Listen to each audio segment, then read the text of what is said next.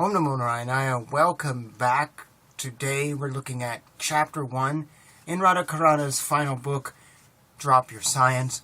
As I said in the first book, he's in hospice as I record this. I'll be putting the video up as soon as I get it edited, and hopefully that'll be soon, which is very rare, interestingly, because on this channel, whenever you see my readings, they're actually like never less than 6 months old. Sometimes they're a year, and there's things coming up which are older than a year, but this is a rare thing, because I made a promise to him that I would read this, and so I want to make sure he knows that it's happening. So, every chapter in this book, so you know, is a series of verses from the Srimad Bhagavatam that he elaborates on. So, Chapter 1, The Way of Proof. Verse 1. This is from Srimad Bhagavatam, Canto 10, Chapter 20, Verse 36. During this season, the mountains sometimes released their pure water, and sometimes did not. Just as experts in transcendental science sometimes give the nectar of transcendental knowledge, and sometimes do not.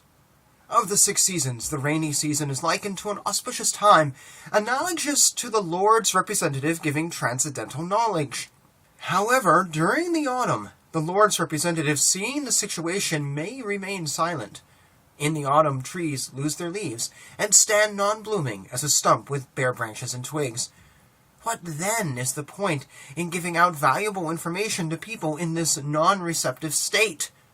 Due to this, the stump-like devotees, far from the blooming season of their lives, miss out on a great opportunity.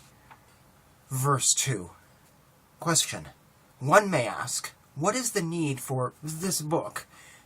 Srila Vasudeva has mercifully presented everything required to understand the 5th canto of Srimad Bhagavatam.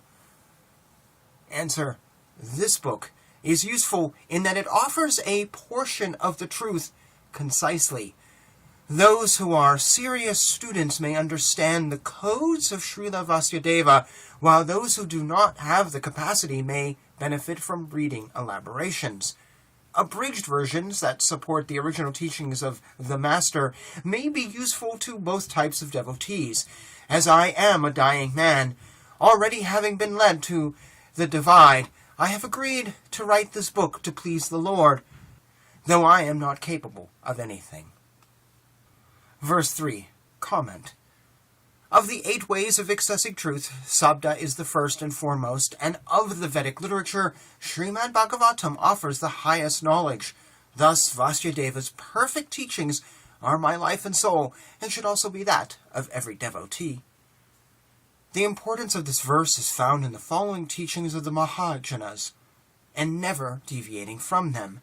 Truthful statements are those uttered by perfected devotees following a parampara system. To show a thesis to be correct, one requires a way of proof. The Vedas are the ultimate proof and law book for a devotee. By manipulation of information, a deceitful person or group may present some form of anumana that cannot be confirmed by the common man, and an entire mathematics along with technological inventions may be used to support the given information. These things may appear as proof for a limited time, but invariably the Sabda of Shastra will show everything but the truth to be incorrect.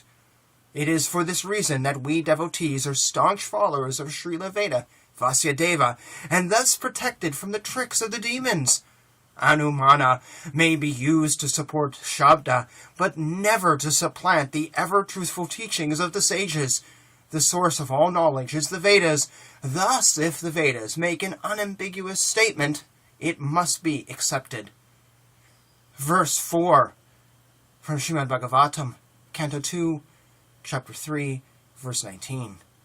Men who are like dogs, hogs, camels, and asses praise those men who never listen to the transcendental pastimes of Lord Sri Krishna, the deliverer from evils. The great authority of Vedic wisdom, Srila A.C. Bhaktivedanta Prabhupada, gives the following purport on this topic found in the story of Gajendra. He said, Geologists, botanists, and other so-called scientists speculate about other planetary systems, but being unable to estimate the varieties on other planets, they falsely imagine that all planets but this one are vacant, uninhabited, and full of dust. Although they cannot even estimate the varieties existing throughout the universe, they are very proud of their knowledge, and they are accepted as learned by persons of similar caliber. As described, Sva vid varahostra karahi samstuta parusha pasa. As described, materialistic leaders are praised by dogs, hogs, camels, and asses, and they themselves are also big animals. One should not be satisfied with the knowledge imparted by a big animal. Rather, one must take knowledge from the perfect person like Sukadeva Goswami. Our duty is to follow the instructions of the Mahajanas. There are 12 Mahajanas, and Sukadeva Goswami is one of them. Vyasaki is Sukadeva Goswami. Whatever he says, we consider to be factual. That is perfect knowledge. And that comes from Srila Prabhupada's purport in the Srimad Bhagavatam in Canto 8, Chapter 2. Verse 5. Krishna, who is known as Govinda, is the Supreme Godhead. He has an eternal, blissful, spiritual body. He is the origin of all. He has no other origin, and he is the prime cause of all causes. From the Brahma Samhita 5.1. Why do devotees accept Krishna as the Supreme Godhead and materialistic scientists do not? The answer lies in this verse by Lord Brahma. Here Krishna is described as Ishvara and Parama. In other words, Shastra declares Krishna as the topmost controller and form of Godhead. This necessitates all other expansions of Godhead which stem from Krishna, as is explained in the Srimad Bhagavatam's Chapter 3 of Canto 1. Science, on the other hand, tries to explain the universe in terms of atomic juxtaposition. Where does this undisputed knowledge that guides the life of religionists stem from? Shastra is the sabda, or descending proof. Thus we may clearly understand the dichotomy between those ruled by either science or religion.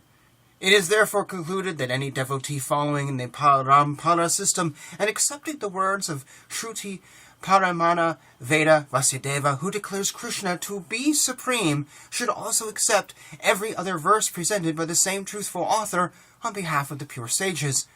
One cannot accept part of Vasudeva's teachings while rejecting other parts. This will not please the Master, who is the case of the current Vasudeva, who is an empowered incarnation of the all-perfect Lord. Lord Chaitanya descended to earth 500 years ago as the hidden incarnation. He is God himself, and he proclaimed the following. Vedanta philosophy consists of words spoken by the Supreme Personality of Godhead Narayana in the form of Vasudeva. The material defects of mistakes, illusions, cheating, and sensory inefficiency do not exist in the words of the Supreme Personality of Godhead. From Srila Prabhupada's Adi Leela. Having perfectly judged the principles of devotional service with reasoning and arguments, the order carriers of Lord Vishnu released the Brahmana Ajamila from the bondage of the Yamadutas and saved him from the imminent death. From Srimad Bhagavatam, Canto 6, Chapter 2, Verse 20. Ajamila was taken by the Yamadutas but released by the Vishnudutas after both parties presented facts at a trial hearing. What or who was the judge in both cases? It was the Vedic literature. Ajamila did not have to go before the great Yama because the Vedas were a suitable judge. The verdict proclaimed that a person chanting the Lord's name at the time of death is sinless due to a devotional connection with the all-purifying Lord. The mistake of the Yamadutas was twofold. First, they tried to collect Ajamila before he crossed the divide and died, and second, they did not know the higher principles of Vedic injunctions. Thus, Ajamila had a near-death experience and was exonerated from previous offenses. From that moment on, his task was to live purely. What is the reason for this digression? One may ask. To demonstrate that Vedic evidence is the means to conduct debate, and the law book to judge. Evidence presented by scientists is inconsequential in the light of the higher authority of the Vedas. Sri Chaitanya Mahaprabhu proclaimed the following. The absolute truth is described in the Upanishads and Brahma Sutra, but one must understand the verses as they are. That is the supreme glory in understanding. From the Adalila 7:108. And thus ends Chapter 1. And I have read Canto 6 on my YouTube channel. Actually, that's the last book I've read. I haven't gotten to the rest yet, so you can go back and see this trial hearing. So the light bulb went out. This was messing with me before, and all of a sudden it just clonked out. So sorry about the special effects. Also, my voice is bothering me. I was up sick all night. I might be catching a cold. So breathing and talking is not my forte this morning. So please excuse this video if I'm a little breath heavy or struggling. It is what it is. Alright. Thank you for joining me on this adventuresome read today. Hope you enjoyed Chapter 1, and please stick with me to the rest of this little book. Jai Shri Krishna.